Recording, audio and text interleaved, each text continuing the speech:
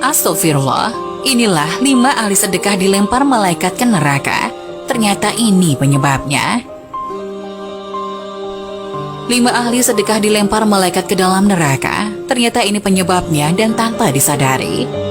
Penyebab dilemparnya oleh malaikat ke dalam neraka 5 ahli sedekah ini karena melakukan hal-hal atau kesalahan yang tidak disadari. Dengan melakukan hal-hal yang tanpa disadari, penyebab 5 ahli sedekah dilempar malaikat ke dalam neraka. Seperti diketahui, rezeki setiap manusia pada dasarnya sudah Allah berikan sesuai dengan kebutuhannya dan sudah ditetapkan jumlahnya. Ada yang cukup, ada yang kurang, ada pula yang Allah lebihkan. Semua itu semata-mata ujian keimanan. Namun tak jarang manusia yang diberikan rezeki lebih terkadang justru malah merasa sombong dan lupa bahwa semua yang didapatkannya hanyalah sebuah titipan dari Allah, sehingga orang-orang yang lupa tersebut menjadi lalai akan hak dan kewajibannya untuk bersedekah. Perlu diketahui, meskipun banyak bersedekah, namun tak mendapatkan pahala dari sedekah itu sendiri, karena ketidaktahuan fadilah dalam bersedekah. Berikut 5 kesalahan bersedekah dapat disimak berikut ini. Yang pertama, mencari pujian dari orang lain. Hal ini masih banyak ditemukan pada masyarakat, yakni bersedekah dengan niat pamrih kepada orang lain. Sabda Rasulullah, berikut yang diadili adalah orang yang diberi kelapangan rezeki dan berbagai macam harta benda. Diperlihatkan kepadanya kenikmatan-kenikmatan yang telah diterimanya. Ia pun mengakuinya. Allah Subhanahu wa Ta'ala bertanya, "Apa yang kau telah lakukan dengan nikmat-nikmat itu?"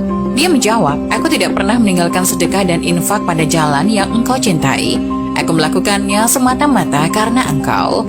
Allah berkata, "Engkau dusta, engkau berbuat demikian itu supaya dikatakan seseorang dermawan." Dan memang yang begitulah yang dikatakan. Kemudian diperintahkan malaikat agar menyeretnya dan melemparkannya ke dalam neraka. Hadis riwayat Muslim.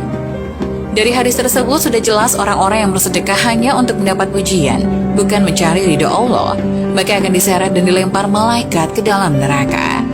Kedua, menunda sedekah. Nikmat sehat dan kelapangan rezeki merupakan salah satu nikmat yang sering dilalaikan. Dari nikmat sehat inilah manusia bisa mencari rezeki yang sudah disediakan Allah Subhanahu wa Ta'ala.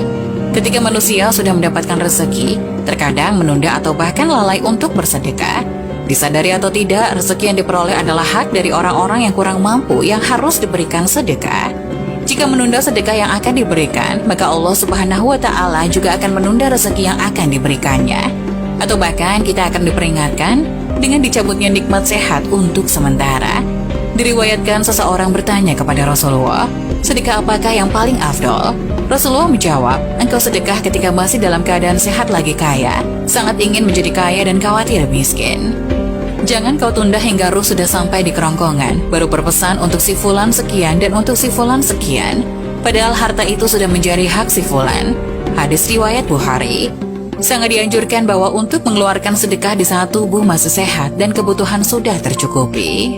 3. Sedekah dari orang terdekat terlebih dahulu. Dalam surat Al-Baqarah 215, Allah berfirman yang artinya, mereka bertanya tentang apa yang mereka nafkahkan. Jawablah apa saja harta yang kamu nafkahkan.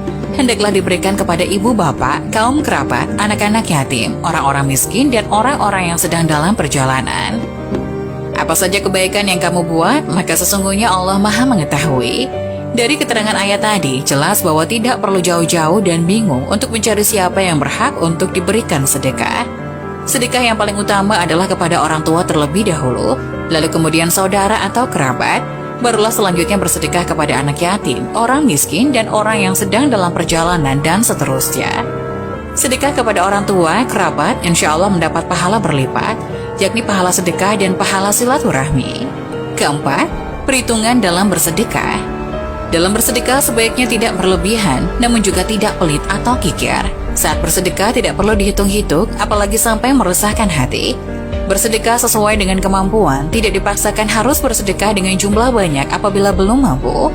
Sabda Rasulullah, bersedekahlah kamu dan jangan dihitung-hitung, karena Allah akan menghitung-hitung pula pemberiannya kepadamu, dan jangan kikir, karena Allah akan kikir pula kepadamu. Hadis riwayat Muslim. 5. Mengungkit sedekah.